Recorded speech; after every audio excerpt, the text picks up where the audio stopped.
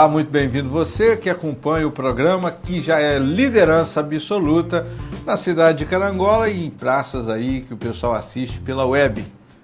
Cada dia mais o programa encanta, alegra e hoje nós temos um programa aqui muito divertido. Estou aqui com uma figura que é realmente muito querida na cidade de Carangola.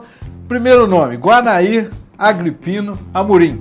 Guanair Amorim, seja muito bem-vindo. Muito obrigado. Agripino quase que ninguém ouve ainda, mas o Guanair Amorim... É Guanair Amorim. Amorim. É. Muito bem. Guanair Amorim, que é natural de Carangola. Do Divino. Do Divino. Eu nasci no Divino. Vim pra cá com 4 anos. Não vou perguntar o ano, porque você é um jovem e nós não vamos revelar aqui essa sua experiência. Mas, perfeito. Não é isso? Tem uma história aí muito interessante. Guanair, fala um pouquinho da sua trajetória. Tem aí um trabalho junto à rádio em Carangola, depois lá em Juiz de Fora. Tem aí um trabalho nas exposições de Carangola. Apresentador de show de calouros. Também desfilou na Mangueira, na Escola de Samba Mangueira do Rio de Janeiro. Então começa falando para nós do seu período aqui na Rádio Sociedade Carangolense. Começou, hoje a Rua Pedro de Oliveira chamava-se Rua 15, por causa de 15 de novembro, e ali era o fútil do pessoal, das moças, dos rapazes que tinham opção de bares, era o Clube Carangola. Então o negócio era mais ou menos aquele pedaço do Hotel Central até na farmácia do Cleirinho. As moças ficavam desfilando, os rapazes ficavam todos em pé ali. E o cinema, Cine Teatro Brasil, tinha uma programação de um serviço... Hoje, só para o pessoal que não conheceu... Onde é o shopping ali daquela casa de R$1,99, no centro, né? Muito bem. Então, em frente ao Banco Itaú, isso. Ali funcionava o Cine Teatro Brasil. Um cinema com quase 500 lugares, muito chique, muito bonito. E ele tinha um serviço de alto-falante que fazia a programação dele, da semana, dos filmes. E tinha um locutor chamado seu Paulo Emerick, que fazia essa programação chamada-se Cinelândia Musical. Tocava-se uma música, falava de aniversário de algumas pessoas e da programação. Ele precisou ir embora e me convidou. E achava que eu tinha uma voz bonita, se eu queria ir para lá. Eu fui. Fui e dei certo. Então eu fazia essa programação sexta, sábado e domingo. E é exatamente ali durante começava às 7 horas da noite e acabava às 10 horas, né? Você se lembra lá como é que você começava falando ali na Cinelândia? Normalmente a gente tocava, botava uma música bonita, música nacional, etc. E nós falávamos, hoje é aniversário da senhorita tal, etc. E do fulano de tal. O pessoal escrevia para lá, fala aí que hoje é meu aniversário. Não, todo mundo, meu aniversário, meu casamento quinta-feira.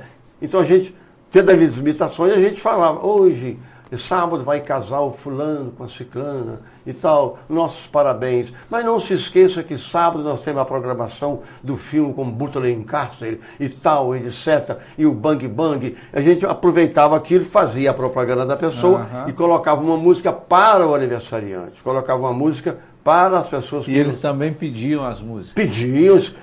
Tinha uma mocinha que ficava embaixo, anotando, e tinha um carrinho, puxava no carrinho, aquilo subia, outro rapaz apanhava e passava aquilo para mim. Era muito interessante. E aí, depois... Aí tinha um empresário em Carangola, achou Demóstenes Minicucci, que era empresário do ramo de bebidas. Né? Uma fábrica de bebida muito importante, ali na rua Pedro de Oliveira, mais embaixo. E ele falou comigo, você não quer trabalhar na rádio? Mas eu não, vamos fazer uma experiência. Essa rádio era ZYQ9, 1510 quilociclos, Rádio Carangola, instalada no Instituto Propedêutico, muito bem equipada, pegava Manhuaçu, Malmirim, Divino, Natividade, às vezes até em Itapiruna. Era melhor do que as rádios de Itapiruna. E você tem essa noção porque o pessoal escrevia para a rádio? Escrevia, pedia. O telefone não era tão usado. Não tinha telefone. Era muito difícil, era a base de telefonista. Mas o pessoal escrevia pedindo música. Eu sou morador aqui. Tô ouvindo, eu quero ouvir a música tal. Do Manhuaçu. Do Manhuaçu, do cantor tal. Não tinha essa hoje que tem esses famoso sertanejo, era mais música romântica, né? Era cantores mais românticos, etc. E eles escreviam pedindo aquelas músicas e nós atendíamos. Dentro do meu programa, a gente atendia aquelas cartas que mandavam o meu programa. Eu fiz um programa de 8 às 10 da noite. Isso na rádio? Na rádio. E as pessoas escreviam cartas amorosas, decepções amorosas, felicidades. Chamava, escreva sua carta para o coração que nós vamos compartilhar junto com você. E tinha muita audiência? Muita. Era muita carta mesmo. Você lembra assim de uma carta inusitada, alguma Vou coisa? contar um negócio, era muito. Porque essas cartas, esse senhor que trabalhava na rádio, ele era professor aqui em Carangola, e ele que analisava as cartas mais. Não dava então vinha muitas cartas, não dava para receber. Não dava para fazer todas. Aí selecionava. Ele selecionava, de tarde ele passava para mim, eu lia aquilo e depois eu dava um conselho. Mas eu tinha 16 anos, ninguém sabia que eu tinha 16 anos. Como é que eu dava um conselho para um cara casado, uma decepção amorosa? Mas você lembra assim de algum conselho que você deu? E Rapaz, o conselho era conselho mesmo? Foram tantos conselhos bons que eu nem sei. Tinha muita gente que estava apaixonada. Não, todos estavam apaixonados, decepcionados com a vida e não consegui casar e briguei com o meu noivo. Como é que eu faço para conquistar o meu noivo? Eu dava conselho. E tinha gente que ligava falando, se ele não voltar eu vou suicidar. Não chegou a esse extremo, mas no telefone a gente não tinha, né? Mas as cartas eram muito interessantes mesmo. E essa carta era analisada por um padre que tinha em Carangola, chamava-se Padre Daniel, que ele era um padre muito para frente, muito inteligente. Ele analisava, falou, fala isso, fala aquilo. Então você tinha alguém lá que dava ele uma me olhada. orientava, porque eu tinha 16 anos. Então ele me orientava, eu tinha uma Então voz... o programa tinha muito respaldo. Um respaldo muito grande, porque a rádio ela atingia uma região muito grande. Aí o padre encostava em você, ela falou assim, não, eu vou ajudar aqui, porque esse moço... Ele gostava, porque ele fazia um programa na rádio também, ele religioso, também fazia esse programa, e ele dava muita atenção. E nesse negócio da rádio e tal, esse Paulo Emery que foi para Juiz de Fora, chegou a época de eu não pude pagar aqui, eu tirei o científico, e não pude pagar colégio, porque era muito caro. Era o colégio carangolense, era um colégio evangélico. Eu estudava no colégio evangélico, que eu ia para fora. E eu não tinha dinheiro para estudar. Então eu fui para Juiz de Fora para trabalhar numa farmácia e trabalhar numa rádio, numa emissora chamada assim, PRB3. Era o nome da rádio. Era o nome da rádio. Hoje ela não existe mais. Onde era essa rádio? Era na rua Halford. Centrão lá, ué. No centro, ao lado do Cinema Central. Ele já era locutor lá. Aí ele precisava de uma pessoa que fizesse um programa de calouro. Falou, olha, o negócio é esse, chamava-se Hora da Cigarra. Então, você criou também um programa assim que você foi lá para... porque fui para Juiz de Fora e precisava de alguém. Ele queria... Você tinha o quê? 18 anos? Eu já tinha 18 anos nessa época, já tinha listado no Exército, trabalhava numa farmácia no centro, né? E fazia esse programa, a Hora da Cigarra, a pessoa se inscrevia para candidatar. No mesmo formato do programa que você tinha aqui. Só que agora nós estamos falando de uma cidade... De uma cidade maior, ao vivo, que esse programa era ao vivo. Entendeu? Esse programa era ao vivo. Tinha mais ou menos uns 80, 90 lugares. Enchia. E tinha o... então quer dizer que tinha um auditório na rádio? Tinha um auditório. Você falava ali ao vivo? Ficava no palco, agora vamos chamar o seu fulano de tal. Ele tinha o conjunto que tocava ao vivo, o cara ensaiava cedo, e ele fazia o programa e o jurado, se fosse ruim, a cigarra apitava. Aí a cigarra apitava, agora ficou para o outro dia. A cigarra pisou no seu, olha a sua horta. E você que liderava o programa? Eu que liderava. Era 2 horas de programa. Olha, mas que coisa... 2 horas. Ganhei até uma grana boa, sabe? Naquele programa. Porque ele tentou várias pessoas. Tem pessoas que é o locutor de gabine. É o locutor que fala sozinho. Tem uma voz linda, bonita. Joga ele num palco, ele não fala.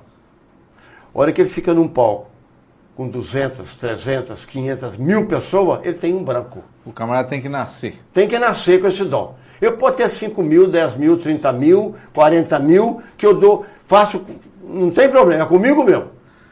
Nasci assim, ninguém me orientou isso, ninguém me ensinou, foi um dom que eu tive, entendeu?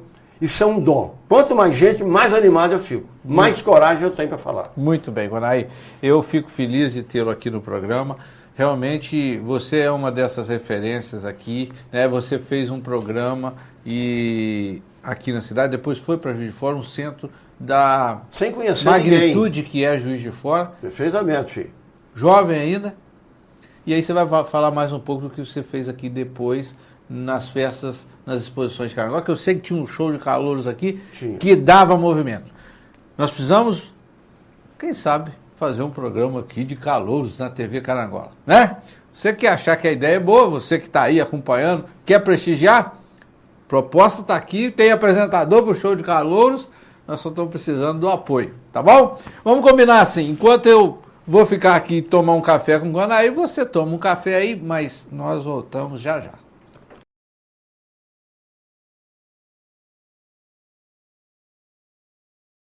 Nós estamos de volta, nós combinamos, você tomou um café aí, eu aqui batendo um papo aqui com o Guanaí, realmente a gente vai aqui nesse papo bacana. Guanaí Amorim, você me contando um pouco aí da sua trajetória, né? A gente realmente fica muito feliz de ver como que os talentos afloram. E você é uma pessoa com talento nato, né?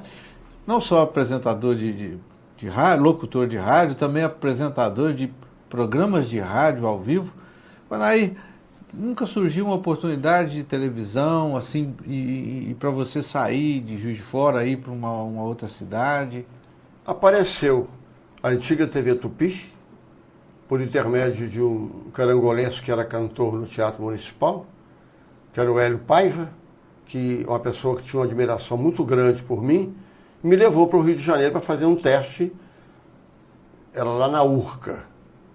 E eu notei o seguinte, ele tinha alguma força, mas não dentro da TV Tupi. Que era a maior televisão do Brasil. Era a maior televisão do Brasil. Eu estive lá, fiz o teste, passei num programa jornalístico, que eu ia para as ruas, cheguei a fazer os testes e tal, mas nunca me chamaram, porque tinha realmente, tem que ter um padrinho muito forte.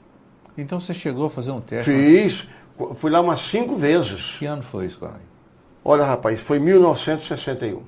Você lembra que matéria você abordou? Como é que foi? Tinha um. Eu saía para a rua para fazer. Tiveram a pauta, você foi? Não, eles queriam que eu fizesse uma matéria do dia a dia das pessoas que estavam na Central do Brasil, aonde morava, aonde trabalhava, que tempo demorava de casa para o trabalho, se a pessoa alimentava em casa, na rua, com sanduíche, que correria. E era muito difícil, porque não era comum isso. O pessoal não te dava muita atenção. Você tinha que ter realmente uma agilidade, um jogo de cintura muito grande. As pessoas não acreditavam naquilo, né? Fiz o teste várias vezes. Então você chegou aí para a rua, fui para a rua, com cinegrafista? Com cinegrafista direitinho, nós abordávamos as pessoas, uns paravam, outros não paravam, né? E na Central do Brasil, que é um dos até maiores... um tanto receio da própria televisão, que era um negócio até novo. Novo, a pessoa ainda não conhecia. Nós estamos falando de 11 anos de televisão no Brasil, que a televisão nasceu em 1950, 61. Né? Só tinha televisão, pessoa de alto poder aquisitivo mesmo, né? E a TV Tupi era a maior do país e ela dominava isso. E, infelizmente, já tinha aqueles locutores famosos que estavam ali e você ir para a rua para fazer. E tinha poucos locutores de rua, quase não tinha trabalho de rua. Fui muito elogiado. Tinha um diretor que chamava-se Sr. Werneck. Rapaz, você tem futuro. Eu vi que ele brigava para mim, mas não adiantava, porque tinha que ter um padrinho forte. E não era comum o jornalista na rua, entrevistando. Era uma coisa muito nova. Muito nova, estava começando, né? Então, dali eu falei, quer saber de uma coisa? Eu vou mexer com outra coisa, não quero mexer com isso. Porque estava difícil demais. Porque estava difícil, né? Foi aí que eu conheci um rapaz que era presidente de uma ala da Mangueira. E estava chegando o carnaval, e falou, rapaz, eu falei, eu quero sair na Mangueira. Não me lembro, paguei, já tinha que pagar, um carnê, eu paguei em 4 vezes, comprei o uniforme, para sair na ala. Lá no ensaio tinha um cidadão que batia um prato. Ao lado da escola de samba, ele batia um prato. Mas era um negócio meio cadenciado, Eu estou vendo aquilo. E o cara adoeceu. Entendeu? Fulano, O que ele olhou para mim? Eu falei, posso experimentar? Você não pode. Deixa eu experimentar. Isso tudo na preparação para o desfile. Preparação. Eu sei ensaia 6 meses antes. Interessante, o telespectador está aqui o Gonaí trazendo para nós uma informação que a gente acha que aquilo já está tudo pronto. Hein? Acaba o carnaval, hoje acaba o carnaval, eles começam. Mas é 6 meses antes. Roupa, como é que você vai dançar, como é que você vai fazer. Eles param, te ensinam. Então eu bolei e falei, bom, o cara bate o prato normalmente igual eu vou modificar isso. Como eu era muito ágil, aquele negócio, eu comecei a bolar um passo em casa, falei, eu vou ensaiar, ensaiei e tal. Quando a escola de samba batia, eu ficava do lado, eu vinha do lado, plantava uma bananeira, virava no ar, batendo o prato e caía no chão. Eles ficaram loucos. Eu saí 2 anos. 2 anos. 2 anos. E aí, no ano seguinte você precisou pagar ou eles pagaram? Não, aí eu não pagava mais. Eu ganhava até o uniforme, eu ganhava tudo. Tá, entendeu? Certo. Muito bem. Mas criatividade. Criatividade. Mas aí eu... E que ano foi esse que você desfilou? 62 para 63. Mangueira foi campeão nesse ano? Não, não foi. Ela foi campeã no ano que eu não estava lá, mas ficou em segundo lugar. Que não tinha, não era na Marquês de Sapucaí, era na Avenida Rio Branco. Era na Avenida Rio Branco, né? Tinha uma arquibancada de madeira, a pessoa não pagava, começava mais ou menos, a rodoviária era no início da Avenida Rio Branco e terminava na Cinelândia. Já era transmitido o carnaval pela TV ou só não gravava? Não era. Ele só gravava? Ele filmava, gravava e passava depois. Depois é que passava. É possível que tenha lá no Rio de Janeiro tem. algum vídeo de você fazendo esse malabarismo? Tem, porque aquilo ali que projetou mais tarde e começaram a instalar arquibancadas, a máfia da arquibancada, né? Aí resolveram construir a passarela do samba, que acabou com isso, que virou uma coisa lindíssima, né? Quem, por exemplo, estava na abre-alas dessa escola de samba nesse ano que você desfilou? Ora, rapaz, estou mexendo muito aí na... Famoso assim, eu não me lembro, mas eu sei que o Ivon Cury saía muito na Mangueira. Era um cantor famoso, né, que cantava música romântica, e tinha um outro cantor que era sócio do Ari Barroso, sabe? Que também saía muito. O que eu me lembro, assim, é que porque não era comum a pessoa importante sair na escola de samba, ainda era uma coisa meio vulgar. Havia um certo preconceito. Havia um preconceito, né? Então eles não saíam muito. Os artistas ficavam na dele. Não era que igual hoje, que é convidado, que ele é elogiado, não é. Tinha um preconceito. Normalmente era o pessoal do bairro, do morro, que fazia isso, brilhar, bater tamborim, sair na escola de samba, né? Tinha 4 ou 5 escolas de samba só no Rio de Janeiro. Então havia um preconceito, mas era muito cotado, era muito grande mesmo. E aí, como é que você aí trouxe esse período, trabalho aí? Eu trabalhava numa farmácia e tive um convite para trabalhar num laboratório de produtos farmacêuticos. Chamava-se Laboratório Fontoura White. O rapaz falou, você é daquela região, você não quer viajar? Fui para São Paulo, fiz um curso e comecei a viajar. E comecei a trabalhar. Cheguei em Carangola, tinha aqui a escola de samba Rádio Society. Cheguei, passei para o Carvalho, olha, trouxe fotografia. Lá na Mangueira eu bati o prato, falei, é agora. Aí eu bati o prato durante muitos anos, ninguém me substituiu. Era um verdadeiro show. Show mesmo, porque a escola de samba era muito bonita. Tinha 5 escolas de samba. O Carnaval de Carangola não tinha, ganhava de todas as regiões. Era feito na rua 15 de Oliveira. Começava ali no Foto Merci e terminava na Casa Chique. 15 de novembro. 15 de novembro. Hoje, Pedro de Oliveira. Hoje, Pedro de Oliveira. Foi aí que eu comecei a bater o prato. Aí eu saía com a passista. Em vez de você... Tinha o mestre-sala e a porta-bandeira, mas na escola de samba tinha... Eu era o mestre-sala da ala com a passista, que era um verdadeiro sucesso. Um verdadeiro sucesso. Aí eu fui treinando outro espaço, outras coisas, e fui inventando. Eu colocava uma borracha no prato, eu batia, jogava ele no público, ele voltava na minha mão. Tudo aquilo era uma novidade, entendeu? Foi um sucesso absoluto, uma alegria. Eu tenho fotografias, guardei tudo, está tudo guardadinho comigo. Quando eu vejo, eu lembro, meu Deus, acabaram com o nosso carnaval. Toda essa sua criatividade, essa interação, né, com o lúdico, de onde veio isso, Gonaí? Olha, rapaz, eu acho que isso é um dom. Porque eu sempre gostei muito de dançar.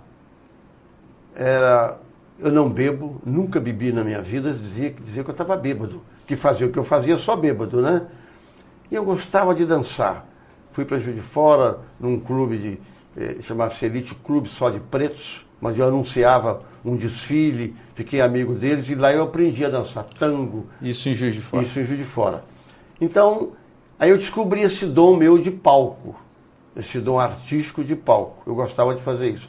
Tentei trabalhar em outras rádios, mas não consegui. Mas eu estava viajando para o laboratório, onde o salário era muito bom. Aí apareceu, o Lírio Monteiro foi eleito presidente do Sindicato Rural. E falou comigo, você vai animar para mim a exposição. Porque eles pagavam, vinha gente de fora. Vinha de Juiz de Fora, vinha do Rio de Janeiro, vinha de Governador Valadares. Falei, não precisa trazer, eu faço. Bolamos aquilo tudo. Eu que contratava som, artista. Eles falavam, contrate o que tem de sucesso no Brasil. Era tudo grátis na exposição, tudo de graça. E eu entrava em contato com seus empresários e veio gente muito famosa mesmo. E eu Se fosse hoje, quem apresentaria aí? Do momento, assim, a gente entrava, não tinha preço. Por exemplo, Gino e Geno, que é sensação aqui na região, tocaria aqui hoje? Tocaria. Com eles tocaria, com o Lírio Monteiro, com o Dr. Fernando Oski, tocaria mesmo. Eles não mediam esforço, gastasse o que gastasse. Eu estou falando do Gino e Geno porque o Gino e Geno é uma sensação aqui, em todas as exposições que a gente vê aqui na região, estou desfazendo os shows que vieram aqui, absolutamente. Eu só citei aqui, né? Porque em toda a região aqui o Gino e Geno está tocando, está em São João do Manhuaçu, está lá em Simonésia, está aqui na região de Espera Feliz. E é um show, né? Para quem é do gênero e gosta, tá aí uma boa pedida. Eu vou fazer mais um intervalo, Gonaí, e a gente volta. Se você quiser nesse inteirinho, né, tomar um café, eu sempre sugiro um café, né? Mas tome aí o chá, né? Tome uma água, faz muito bem. Nós temos que tomar pelo menos 2 litros de água durante o dia, tá bom? Ficamos combinados assim, água de boa qualidade como a água de Carangola. Tome aí a sua água e daqui a pouquinho a gente volta para falar aqui com esse mestre, Gonaí Amorim.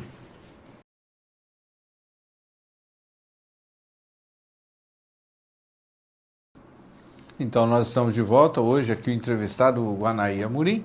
Gonaí, eu fiz referência aqui, o mestre, porque o Gonaí realmente tem várias habilidades, é um bom locutor, apresentador de programa de rádio ao vivo, né? Isso é para poucos, né? Ao vivo ali, fazer, né? Uma cidade como Juiz de Fora, uma cidade com economia pujante, um centro, ainda hoje, Minas Gerais, é uma cidade, né, com pura excelência. Gonaí, aqui em Carangola você trabalhou bastante as questões do carnaval, né? Você falava há pouco aí que começou a fazer uma mudança no carnaval de Carangola. Como é que foi isso? Eu fui convidado pelo Dr. Adinari e o Eduardo Kiffer para ser o secretário de turismo naquele ano. Então eu falei, eu aceito na seguinte condição, nós temos que tirar o carnaval daquela rua, porque é muito pequenininho, só tinha um bar, que era hoje em dia a Galeria Lanches. Ficava o povo espremido naquela rua e era 230 metros. E é o único lugar que se dança no morro, só Recife. Perto do Hotel Central, você tinha que dançar no morro. Eu dançava, eu era passista, isso aqui era um sacrifício muito grande. As meninas de salto alto, aquele negócio todo. E ele perguntou, vamos lá. Inclusive também tinha a questão do próprio paralelepípedo, né? que era um paralelepípedo diferente, que ele era muito quadradinho, tinha um ressalto, então era complicadíssimo. Aí eu expliquei por quê. Seria ali estava grande, tudo não era asfaltado, mas estava tudo arrumadinho, com aquela rua embaixo, a rua em cima. Eu dei a ideia de colocar as barracas, só poderia colocar a barraca quem tivesse bar. Não importa, no Triângulo, no Santo Onofre, não podia. Uma pessoa comum não poderia montar uma barraca, porque no carnaval ele não ganharia dinheiro, mas lá no carnaval ele ganharia o dinheiro. Seria um preço bem acessível e assim foi feito. Ele transferiu o carnaval para lá, que foi uma polêmica muito grande, uma coisa, e foi um dos grandes carnavais, o primeiro que o Dr. Adinari fez. Tinha 5 escolas de samba, 11 blocos, não tinha trio elétrico. nós tínhamos um caminhão chamado Taquenguenta, que foi montado pelo Valtenci Miranda. Teve uma ideia, um caminhãozinho pequeno, com o João Francisco, e fizeram um Taquenguenta. Foi nesse ano? Começou nesse ano, com 5 músicos, e o povo vinha dançando atrás, porque o trem elétrico só em Salvador. Nós nem pensávamos em trem elétrico. O carnaval acabava 3 horas da manhã, com a rua cheia. Rua cheia. E foi um sucesso absoluto o carnaval ali. Então, para barraqueiro, você tem bar aonde? Ah, no Santo Onofre. Você tem... Não poderia uma pessoa ir lá, eu quero botar uma barraca. Não, para ganhar um dinheiro. Porque o cara pagava imposto, pagava tudo. E no carnaval ele não ganharia dinheiro. E assim foi feito durante 3 anos. Depois mudou-se de partido e as coisas degringolaram, porque aí passaram a vender barraca muito caro, camarada que não tinha experiência de barraca, não tinha nada. Mas durante os 3 anos que o Dr. Diná fez, foi um sucesso absoluto. Bem decorado, iluminação, decoração, iluminado, muito bom mesmo. Vinha-se do Rio de Janeiro, os blocos dos gays, que eles vinham aqui, 30, 40, eles alugavam casa, ficavam aqui 10, 12 dias, jogavam um dinheiro violento em Carangola, tinha médico, dentista, farmacêutico, não importa, isso era a vida pessoal deles, mas eles vinham com fantasias, gastava-se muito dinheiro. Os hotéis, infelizmente, tinha só o Hotel Central grande e tinha mais 2 pequenos, não tinha lugar, eles alugavam as residências, pagava-se uma nota para ficar ali 1 semana. Você vê como é que vinha gente. Muito animado mesmo. Isso me deixa triste, né? Porque hoje não temos mais carnaval. Com respeito à locução que você fazia, inclusive havia um show de calouros nos programas, nos eventos da exposição. A exposição, o show de calouros não foi só uma ideia minha. Foi essa ideia minha e do Lousada. Um dia o Lousada falou, por que você não faz um programa, tem que falar a verdade, faz um programa de calouro. Eu comprei aquela ideia, sentei com ele, assim, aí eu anunciei. Amanhã começa o programa de calouro, faça a sua inscrição, o prêmio é em dinheiro. Se você toca um instrumento, se você canta, se você dança, se você sapateia, começava às 8 horas da noite e acabava às 10 horas. Isso no período da exposição? Da exposição, só no período da exposição. Todo ano a pessoa preparava para aquele momento? Preparava. Era e depois tinha o show? E depois o show. O show era depois do programa de calouro. Porque você tinha um amigo que ia cantar, você tinha um cara que ia tocar alguma coisa e tinha um conjunto de tombos. E a plateia vibrava? A plateia vibrava, era um sucesso, porque queria ver aquilo. É o fulano cantando, é o ciclano. Um era engraçado, o outro não cantava. Não tinha, podia cantar errado, ele não ia ser gongado, ele ia cantar a música dele, né? Se quisesse contar piada, ele contaria. 10 horas acabava aquele ali, o povo não ia embora, já começava o show. Aí já entrava o conjunto, arrumando os instrumentos, e eu ia lá para dentro, trocava de roupa, mudava uma roupa melhor e anunciava o show. O cantor que fosse. Eu me lembro que uma época, você lembra que o Sérgio Reis deu tanta gente que aonde é a exposição tinha uma ponte, porque o rio contornava a exposição. Tinha uma ponte. Fizeram mão e contramão. Não teve jeito de atravessar, porque não tinha condição de tanta gente que tinha veio ver o Sérgio Reis. Eu acho que nunca veio tanta gente como veio aquele dia. Ele ficou maravilhado com Carangola, que ele veio mais 2 vezes depois. Você viu como é que tinha gente. Mas era uma coisa fenomenal. Aí depois eles aterraram, mudaram o curso do rio, que hoje é aquele parque maravilhoso, né? Tudo que estava lá fora, aí um dia eu estava em 3 Rios, estava trabalhando como vendedor, e vi um parque, chamava-se Parque Filadélfia. Quem que é o dono do parque? O dono do parque é o senhor Joaquim. Senhor Joaquim, eu sou de Carangola, e eu sou viajante de laboratório, e lá em Carangola tem uma exposição agropecuária assim, assim. O senhor não está pensando em ir, não? Falou, me dá o telefone. Veio, nunca mais parou de vir. Chamava-se Parque Filadélfia. Eles faziam uma propaganda.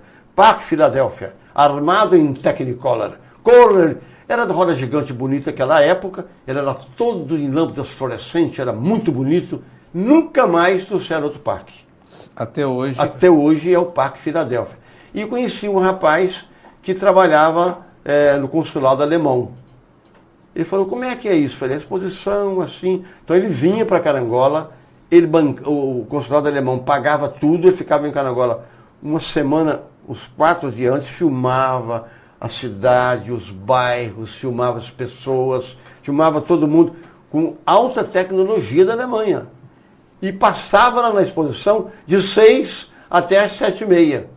Então, quer dizer, as pessoas se viam naquela tela, né? Ia para lá para ver. Mostrava a cidade. Ó, te vi ontem lá, rapaz, te vi. Ó, no seu bar vi você. Aquela curiosidade, não é como hoje, de aparecer num telão, que era novidade. Até hoje demonstra sensação, tanto é que na Copa do Mundo, quando a pessoa se vê lá no telão, a pessoa vibra, né? Então, quer dizer, a sensação de se ver na TV. E depois ele passa. Isso. É a oportunidade que a TV Carangola proporciona também ao carangolense. É a TV que mostra você. Hoje aqui com o Guanaí Amorim. Mas se você quiser vir, só uma parte aqui, Guanaí, se você quiser vir participar desse programa, sentar aqui nessa cadeira, ser entrevistado, a gente bater um papo aqui, entra em contato aí, 3741-7064, fala aqui com o nosso diretor Fidelis, né? Se você sabe também fazer alguma coisa, como o Guanaí aqui anunciou, sabe tocar um instrumento, né? Quem sabe um show de calouros, hein, Celso? Né? Guanaí, você topa apresentar um show de calouros? Só me convidar, estou aí para fazer, com muito prazer. Mas aí então fala lá do pessoal lá do consulado alemão. Então eles filmavam? Ele filmava a cidade toda, filmava os bairros, filmava as cachoeiras, filmou em Tombos, Cachoeira do Boi, filmava as fazendas, as pessoas tirando leite, aqui está o fazendeiro e tal. Aquilo atraía o produtor rural, filmava as vacas, tudo gratuitamente. Eles tinham uma Kombi, a Kombi tinha uma espécie de um buraco, filmava aquele ali, e depois que eles passavam isso, eles passavam coisas da Alemanha. Não é o Celso Fidelis que fazia isso, não? Não era, ainda não era o Celso. Mas ele foi protagonista. Ele aprendeu com eles. Que o Celso tem muita coisa filmada de Carangola, inclusive a TV Carangola está no ar hoje, mas o que nós temos de arquivo aqui, se você quiser dar uma chegada aqui uma hora dessas, então ligar aqui, o Celso tem muito filme aí, com certeza você estava num desses, tá bom? Inclusive das exposições de Carangola, né? Muito documentário, tem muita criança que foi filmada por ele, viu? Tem, ué. Entendeu? E hoje nós estamos aqui fazendo esse programa bacana, relembrando aqui algumas coisas que deram certo, que funcionaram. Que funcionou. Que foi sucesso. Que foi sucesso. Guanaí, você é um sucesso. Pelo menos eu tentei fazer isso, porque eu fazia com muito amor, com muito carinho. Não fazia em troca de dinheiro, eu não tinha salário, fazia porque gostava. Quero mandar um abraço para a sua esposa, foi minha professora, tem um carinho, muito respeito, muito grande. Obrigado. Heber, sempre agradeço pelo ensino, pela amizade. Estou aqui ao lado do Guanaí, suas filhas também, minhas. Perfeitamente, né, muito estudamos obrigado. junto, né? Família bacana. Guanaí, você precisa voltar. E essa ideia aí, ó, eu queria deixar aqui essa enquete. Se você quer ver um programa aqui apresentado pelo Guanaí Amorim, quem sabe nasce aqui o programa de calouros, ele já falou que topa, liga pra cá. Ó, seria bom realmente ter o Guanaí aí na TV Carangola, apresentar um show de calouros, a gente espalha para a região e aí começa. Vocês bolarem a ideia e me entregarem que eu vou dar conta do recado. Eu queria que você falasse para mim como é que você começava o programa lá na rádio de Juiz de Fora. Como é que era lá? Senhoras e senhores, como é que é? Normalmente era o programa de calouros, mas com outro nome, que é a Hora da Cigarra, né? Uhum. Então, eu dizia, agora o seu Antônio das Cruzes, ele toca 4 instrumentos, o cara não tocava instrumento nenhum. Ele toca 4 instrumentos, mas hoje ele vai cantar. Mas ele é um artista nato. Aí uma pessoa já vinha para me quebrar aquele gelo. Hoje você não vai tocar nada, você vai apenas cantar. E o prêmio hoje é de R$1.000 em dinheiro. Você vai poder comprar um terno para você, comprar uma bicicleta. Carro era muito difícil. Vai comprar uma bicicleta. E tinha um conjunto muito bom, que era um regional de 5 pessoas. E a pessoa cantava. Vai ficar à vontade. Aí tinha uma cigarra que voava de um lado para o outro. Olha, ela não pode chiar. Se chiar, você vai ter que entregar o microfone. A hora que ele errava, o jurado... Aí todo mundo batia palma, gritava, né? Era muito divertido. E era de auditório? Era de auditório. Tinha 90 e poucos lugares. A pessoa tinha que cadastrar cedo para poder entrar. Senão não entrava, porque era muito pequenininho o local. Guanaí, muito obrigado da sua presença. né? A gente fica aqui realmente viajando aí nessas histórias que são importantes, né? Foi um momento, um relato, e é bom trazer à memória isso, porque assim a gente aviva, vamos, assim, mais força, acredita que aqui já teve coisa boa, que vai continuar acontecendo e que nós temos muitos talentos aqui. Está aqui prova de um que está aqui do meu lado. Olha aí, deixar suas considerações, seu recado, telefone, aí para o nosso telespectador, quem quer entrar em contato com você, bater um papo, tem muito tempo que... Perfeitamente. Né? Então fica à vontade. Ok. O meu telefone é 3741-1514, né? Eu moro na Avenida Machado de Assis, número 100. Quem não me conhecer, não mora em Carangola. Tem a obrigação de me conhecer por eu ser um folião, gostar de carnaval e gostar de dançar. Sou uma pessoa popular, sou uma pessoa praticamente do povo, né? E eu fico muito grato por esse convite, o Celso me convidou, e o maior prazer você estar aqui me entrevistando, e quando precisar de mim é só me chamar. Muito bem. Nós vamos ficando por aqui, mas o programa Comunidade Notícias sempre traz um convidado, como o Guanaí Amorim e tantos outros que sentam aqui ao meu lado nessa cadeira. Nós vamos assim, então, ficando por aqui, e realmente a TV Carangola abre esse espaço para mostrar um pouco do que é a nossa gente. Então, se liga aí, a TV que mostra você. Até o próximo programa.